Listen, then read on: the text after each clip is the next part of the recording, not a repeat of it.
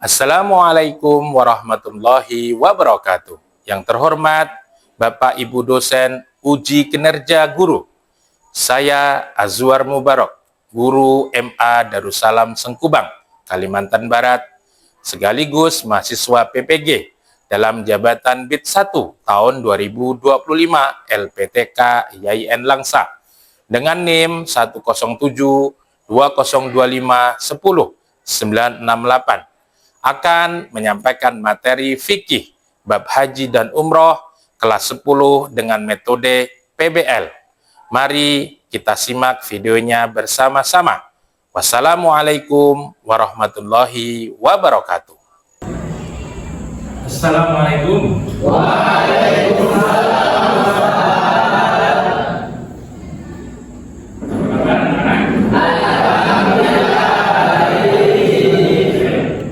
Pagi hari ini kita dapat berjumpa kembali dalam pembelajaran fikih. Sebelum kita mulai pembelajaran, alangkah baiknya kita berdoa. Saya minta tolong agar ketua kelas untuk memimpin doa. Silakan Pak Ibu.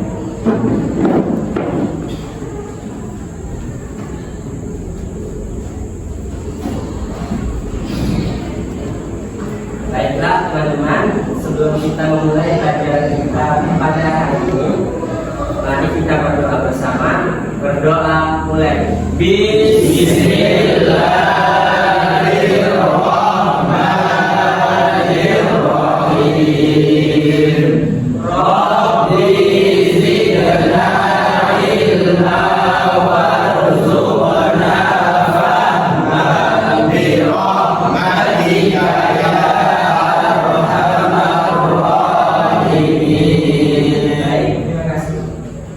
Terima kasih untuk ketua kelas yang sudah memimpin doa untuk pagi hari ini. Dan kemudian Bapak akan mengambil absen. Bagi yang hadir akan mengangkat tangannya. Ya. Badarul Rahman hadir. Charlie Hadir. Fahri Diva Hadir. Fatah Zikomilah Ilham Darmawan. Baik, terima kasih hadir semuanya ya. Semuanya hadir. Baik, kita lanjutkan pembelajaran kita pada pagi hari ini untuk masuk ke judul baru. Tapi sebelumnya saya akan bertanya tentang bab yang sebelumnya, yaitu tentang akikah dan kurban. Siapa yang bisa tolong mengatakan apa arti dari pengertian dari akikah? Ya, Lutfi. Akikah adalah menyembelih kambing pada hari ketujuh dari kelahiran seorang bayi sebagai ungkapan rasa syukur atas rahmat Allah SWT yang telah dikaruniai seorang anak. Baik, yaitu tanda syukur kita terhadap Allah karena kita sudah diberikan akikah 7 hari, ya. Jadi 7 hari setelah kelahiran lipatannya 14 dan lain sebagainya. Baik, kita sebelum memasuki pelajaran baru kita, alangkah baiknya kalian melihat video dan akan bisa menerka kira-kira judul pada pagi hari ini apa. Selamat menyaksikan ya.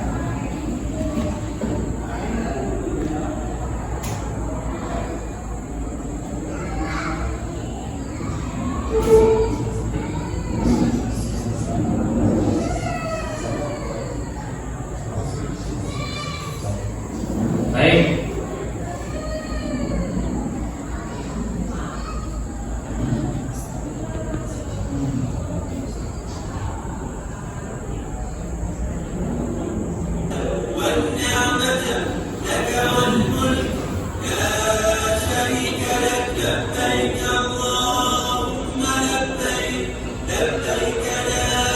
Silakan dilihat kira-kira apa materi kita yang akan kita laksanakan pada pagi hari ini.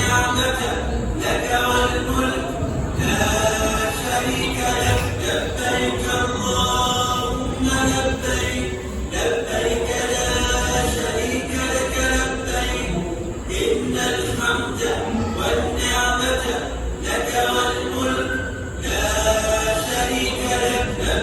Baik, kira-kira setelah melihat potongan video pada pagi hari ini, kira-kira kita akan membahas apa?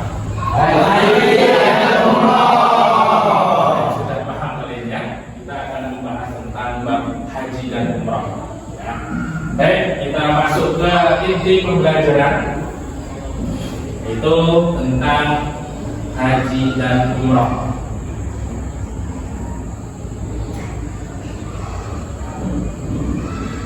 Baik, boleh dilihat bukunya.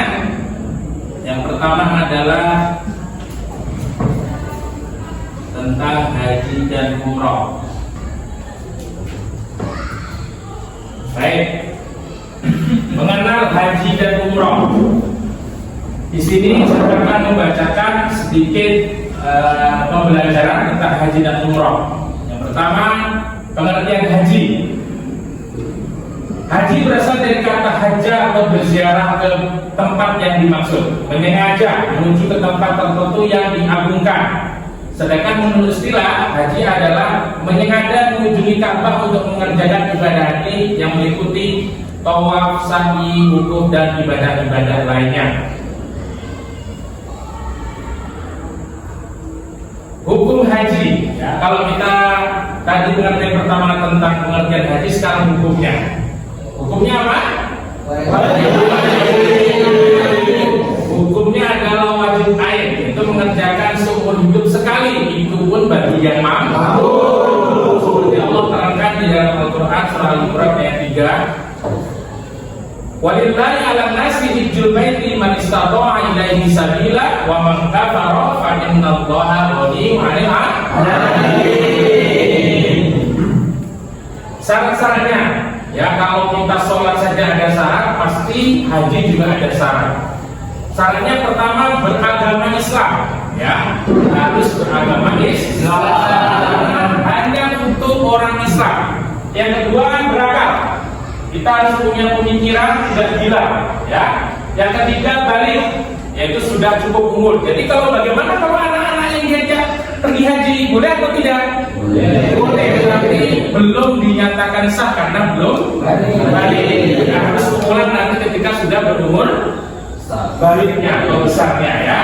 4, yaitu merdeka. Merdeka itu apa? Bukan hamba sahaya, bukan seorang budak, ya. Tapi kalau sekarang tidak ada, insya Allah namanya budak. Kalau dulu budak memang ngeri sekali, ya, seperti Bilal bin Rabah dan lain sebagainya. Yang kelima yaitu puasa atau mampu. Jadi haji itu bagi orang yang mampu dari fisik, mampu dari finansial, dan mampu dari segala-galanya. Ada orang yang gimana Ustaz kalau hajinya kredit, kan? Kira-kira itu mampu belum? Belum. Ya. Makanya kalau boleh namanya haji itu sudah mampu ditanggung. Makanya sekarang banyak setiap bank-bank itu menyiapkan tabungan haji. Kira-kira di sini ada yang orang tuanya ingin naik haji? Belum ada. Baik, ya, mudah-mudahan kita doakan kita bersama nanti kita sampai ke kota Mekah. Baik, selanjutnya setelah kita mengenal syarat-syarat wajib haji, maka kita akan mengetahui tentang rukun haji. Ya. Di situ ada hati-hati karena nanti sesuatu itu harus berniat, ya. Kalau tidak niat tidak sah. Kamu mau makan, kira-kira kalau kamu mau makan, niatnya makan apa tidur? Yang kedua wukuf di Arafah, tawaf ifadah, yang keempat sa'i, yang kelima tahallul, dan yang keenam tertib. Ya, ini rukun haji. Berarti rukun itu selalu harus wajib dikerjakan. Tidak boleh ditinggal. Ya. Wajib haji. Yang pertama yaitu berihram sesuai nikahnya. Yang kedua bermalam di Musdalifah, bermalam di mabit di Mina, melontar jumrah umrah, wusta dan aqabah, 6 menjauhkan diri dari segala yang diharamkan, dan yang ketujuh adalah tawaf wada. Ya. Baik, terima kasih sudah menyaksikan tadi ini. Maka selanjutnya untuk lebih memperdalam pembelajaran tentang hari ini tentang haji dan umrah, Ustaz akan membagikan kelompok, ya, kelompok-kelompok untuk lebih mengenal tentang haji dan umroh. Ustaz akan bagikan 4 kelompok. Yang pertama yaitu kelompok pertama, kelompok Baihaqi. Kelompok pertama yaitu untuk mengetahui tentang pengertian sa'i. Kelompok 2 yaitu kelompok Lutfi, membahas tentang wukuf ya. Dan kelompok 3 yaitu kelompoknya Yashfin, membagi untuk pengertian tahallul. Dan yang terakhir yaitu kelompok umroh bersama saudara Hasbi. Hasbi silakan nanti berbagi ke sana ya. Baik, setelah ini silakan berkumpul di kelompoknya masing-masing untuk pembahasan tentang tugas yang Ustaz berikan kepada kalian. Silakan, Ustaz kasih waktu 10 menit dari sekarang. Silakan.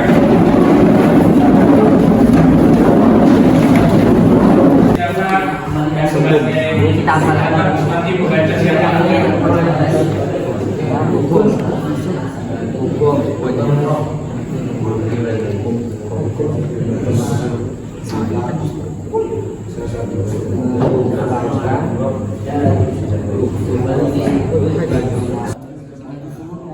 Mulai dari lebih kecil sampai yang benar.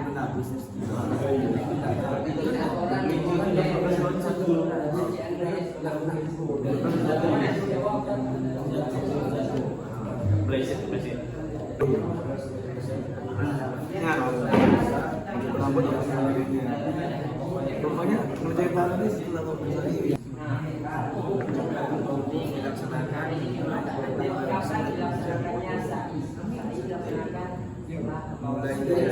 kecilnya matahari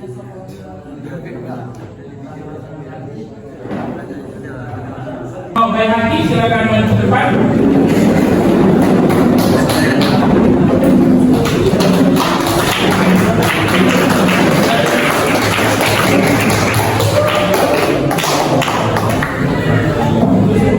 Lainnya bisa mendengarkan, kalau yang belum silakan menjawab. Oke. Baik, bismillahirrahmanirrahim. Assalamualaikum warahmatullahi wabarakatuh. Alhamdulillah, wasyukurillah, Allahumma sholli ala Muhammad. Kami kelompok 1 beranggota kami saya Usman Baihaqi, Abdul Syifat Malik, Restu Akbar, Raja Barabina, dan Ihsan Fakir akan menjelaskan secara singkat tentang salah satu rukun daripada ibadah haji, yaitu sa'i. Sa'i adalah berlari-lari kecil dari Safa ke Marwah, sebagaimana firman Allah, Inna Safa wal Marwata min sya'airillah. Jelasnya tunjukkan. Sa'i ini merupakan salah satu rukun dalam ibadah haji. Nah, setelah kita mengetahui pengertian sa'i, kita harus tahu kapan sa'i dilakukan. Sa'i dilakukan ketika kita telah melaksanakan tawaf ifadhah. Nah, kemudian daripada kegiatan, salah satu kegiatan dalam ibadah haji ini sa'i, apa hikmah yang bisa kita ambil? Yaitu hikmahnya adalah menuntut kesabaran. Jadi saat orang melakukan sa'i, dia harus sabar karena yang dia lakukan adalah berlari-lari kecil, bukan sprint. Dia harus berlari-lari kecil, dia harus sabar, kemudian mengambil hikmah daripada sa'i tersebut. Sekian dari kelompok kami. Wassalamualaikum warahmatullahi wabarakatuh. Assalamualaikum warahmatullahi wabarakatuh.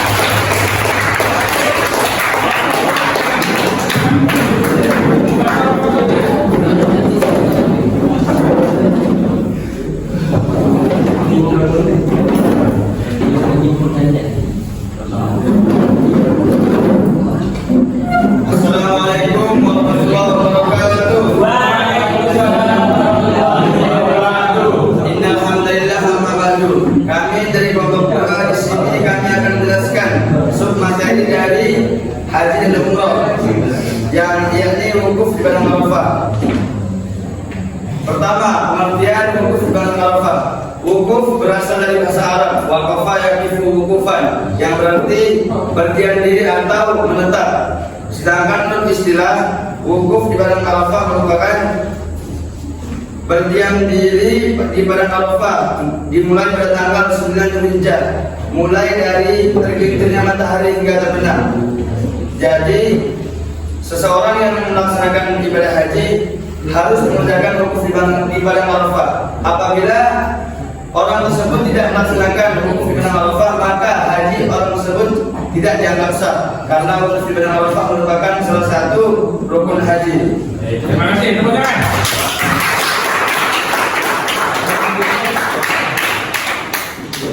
Kapan pelaksanaan wukuf di Padang Arafah tersebut?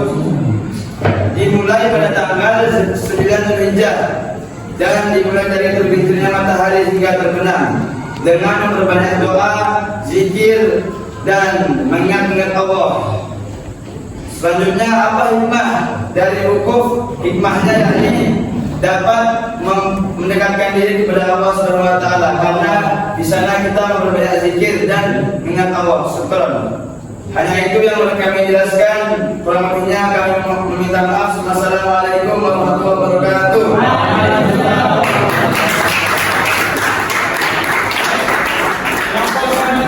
Kelompok 3, silakan.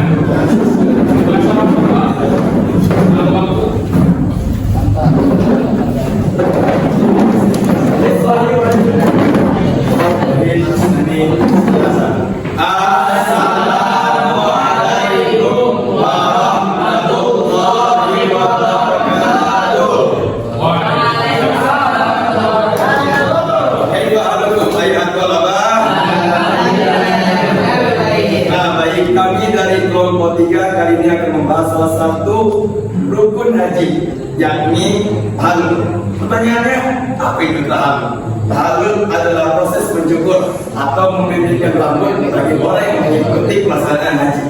Nah, dari tahal sendiri ada sunnahnya. Untuk laki-laki disunahkan dan dianjurkan untuk menggundulkan rambutnya, dan perempuan disunahkan untuk memendekkan rambutnya. Kemudian, kalau kita melaksanakan haji, melaksanakan tahalul sendiri dilaksanakan setelah melaksanakan tawaf dan sa'i sendiri. Kemudian dari tahalul sendiri, apa hikmah yang dapat kita ambil? Nah, setelah kami diskusikan, yang dapat kita ambil hikmahnya adalah, saya akan meminta tolong dijelaskan oleh saudara Syahrul Ramadan. Hikmahnya adalah kita kembali menjadi pribadi yang suci, bukan hanya hati yang suci tapi juga diri yang suci, dan menghilangkan keburukan yang sebelumnya. Baik, sekian, terima kasih. Mohon maaf atas segala kekurangan. Wabillahi taufiq wal hidayah. Wassalamualaikum warahmatullahi wabarakatuh. Selanjutnya, kelompok terakhir, aksi.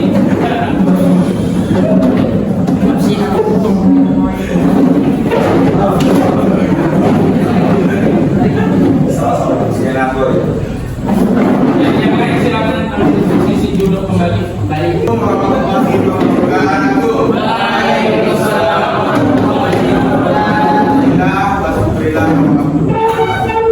Baiklah, langsung saja teman-teman, kami dari kelompok 4 ingin menerangkan dan juga memperjelas, yaitu materi kita tentang pengertian umroh. Umroh di sini telah kita ketahui bahwasanya ibadah umroh ialah ibadah yang dilaksanakan tanpa adanya batasan waktu, kecuali pada bulan Dzulhijjah. Dan ibadah umroh sendiri ialah ibadah yang mirip dengan ibadah haji, tetapi tidak memiliki waktu pelaksanaan yang khusus seperti ibadah haji. Hukum umroh. Umroh adalah ibadah yang sangat dianjurkan tapi tidak diwajibkan. Nah, waktu pelaksanaan umroh adalah kapan saja boleh dilaksanakan, kecuali pada bulan Dzulhijjah. Oke, hikmahnya di sini adalah orang yang menunaikan umroh meninggalkan segala kemewahan dan keindahan dan mengenakan pakaian ihram sebagai manifesta kefakiran dan kebutuhannya kepada Allah Subhanahu wa taala. Baiklah, sekian dari kelompok kami. Terima kasih telah mendengarkan. Assalamualaikum warahmatullahi wabarakatuh.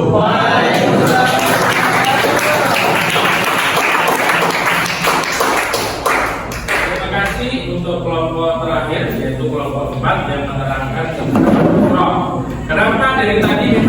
tidak membuka atau tidak memperlihatkan tentang umroh ini, karena ada yang dikatakan bahwa umroh itu haji kecil, ya kan? Dan hukumnya saja adalah sunnah. Apa itu sunnah? Sesuatu yang apabila dikerjakan mendapat pahala, ditinggalkan tidak apa-apa. Jadi intinya umroh itu kegiatan yang dikerjakan mirip seperti haji, cuma tidak ditentukan waktunya, kecuali tidak boleh di bulan haji. Karena kalau bulan haji ya bersambung, ya.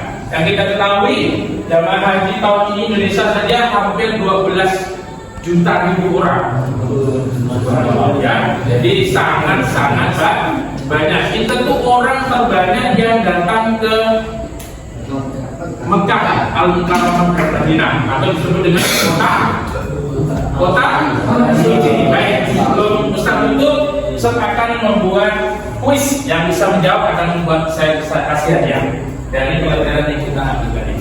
Siap-siap.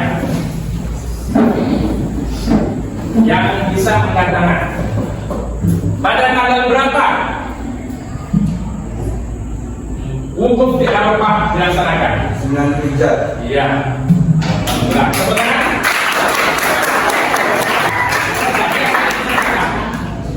Sekali lagi, satu lagi pertanyaan.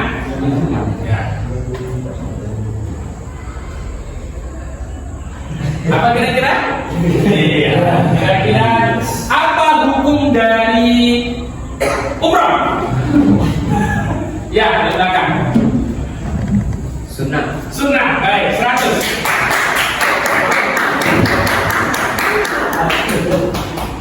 Ya, terima kasih untuk kelas 10 yang sudah mengikuti kegiatan kita pembelajaran pada pagi hari ini. Marilah kita tutup kegiatan pada pagi hari ini dengan sama-sama baca Alhamdulillah. Terima kasih untuk semuanya. Semoga kita sehat selalu. Semoga kita dimudahkan dalam segala hal. Assalamualaikum warahmatullahi wabarakatuh.